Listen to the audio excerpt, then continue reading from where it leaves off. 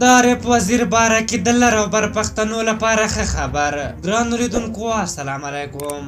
د پاکستان د قومي اسمبلۍ غړي علي وزیر د تره زوی او د پښتون ژغورنې غورځنګ په مخکښ غړي عارف وزیر باندې تیر ماښام د واڼه په غویي خوا سیمه کې د وسله والو کسانو لخوا برید وشو چې نوموړی یې سخت ټپي کړ. په دغه برید کې عارف وزیر په سر او سټ باندې په مرمویو ولګېد.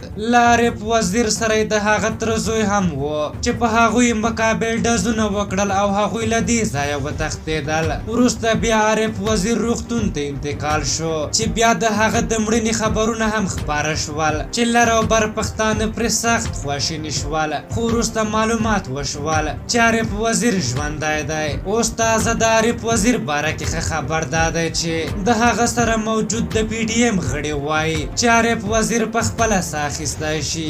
د وینې فشار یې نارمل شوی او ډاکټرانو ترې مرمۍ ویستلې. ډاکټران وایي چې خوشبختانه په سر کې مرمۍ ژوره نه وه تللې. د ډاکټرانو د معلوماتو له مخې عارف وزیر خوشبختانه له مرګه ژغورل شوی چې دا د لر او بر پښتنو لپاره ښه خبر دی او د هغه کسانو لپاره چې تل یې کوشش کړی چې د حق ناره چوپ کړي خورا بد خبر دی. په هر حال د روغتون خواته د پی ډي ایم ګڼ غړي راټول شوي وو چې د عارف وزیر تر زوی علي وزیر هم پکې وو او د پاکستان د ترهګر پوځ په وړاندې شعارونه ورکول. په هر حال له تاسې دوستانو هیله لرو چې عارف وزیر په خپلو دعاګانو کې له یاده مه وباسئ.